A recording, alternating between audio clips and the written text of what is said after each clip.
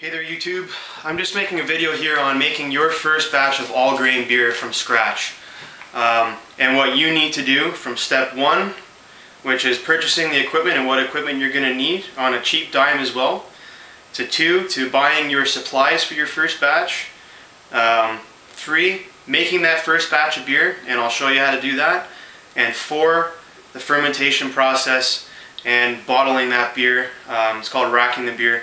And then getting that beer into your glass and enjoying your first batch of all grain beer. Okay, so first off, if you have any questions, you can visit your local homebrew store, or you can go to an online vendor and ask them questions, and I'm sure they'll help you out with whatever you need. But this is the equipment that I have here.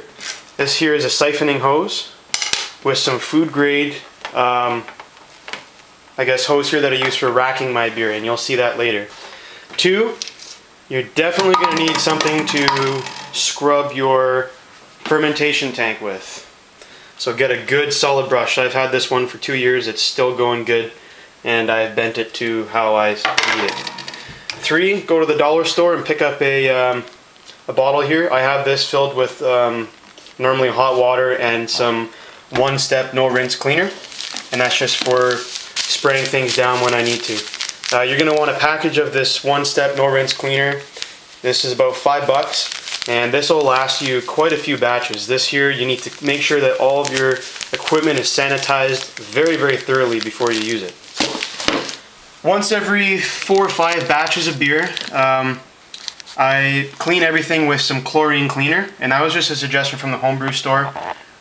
So you don't have to use that, but it is good just to give everything a really thorough wash, and that's about $2.50. Now, what you are going to need is one of these things, a stopper.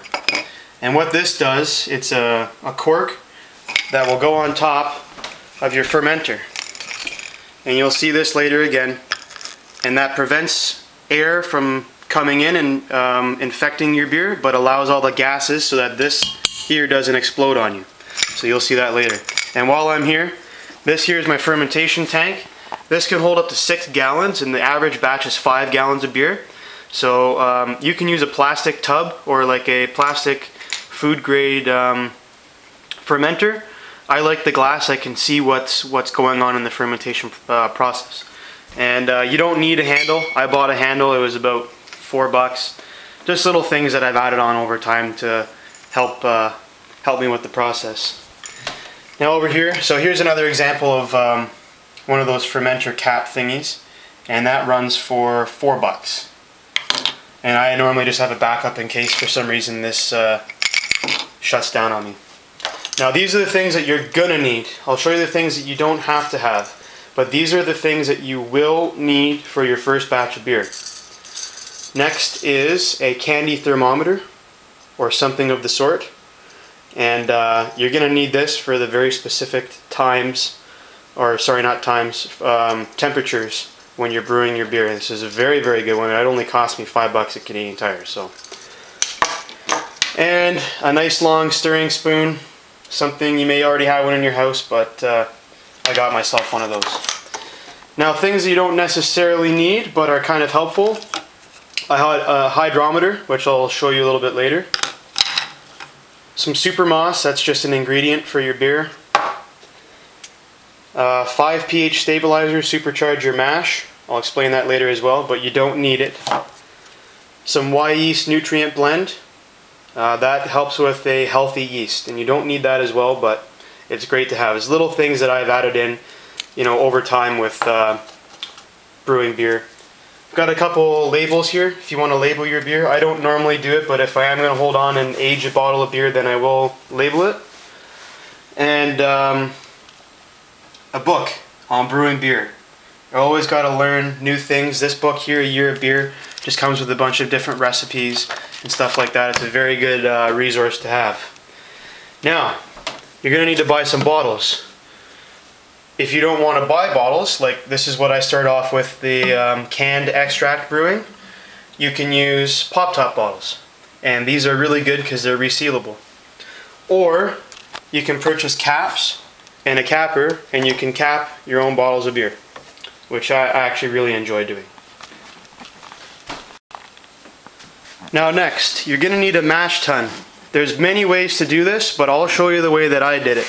This is an old Coleman cooler that I had, and I've converted this into a mash tun. And all it is inside is a stainless steel clamped off over here with a stainless steel clamp to a ball valve that runs to the outside. And you can pick up this is the inside of actually one of these. So you can pick up one of those at the hardware store, you cut it out, there's your stainless steel homemade filter. That's a homemade filter that'll make sure that your beer doesn't have any pieces in it. And it's real light, real cheap, and actually works very, very well. So the ball valve comes out here, and you'll see how that works later. But it's a very, very simple contraption. I already had the cooler. I paid about $15 worth of parts, about 20 minutes worth of work, and you've got yourself a homemade mash tun. Okay, so these are the last few items that you're going to need, and that is some sort of cooking pot. I'm sorry that it's dirty in here, but I've got a big, I think it's a 20-gallon pot, and underneath there, you'll see it later, is a 80,000 BTU burner, and that hooks up to a propane tank. And you can get that at your homebrew store. I bought mine from the guy that I get all my supplies from. And inside here is a homemade, what's called an immersion chiller. Now you don't need one of these. You can put it in an ice bath, but I'll explain that a little bit more. I'm not going to tell you what you need to do that because you don't need it right away.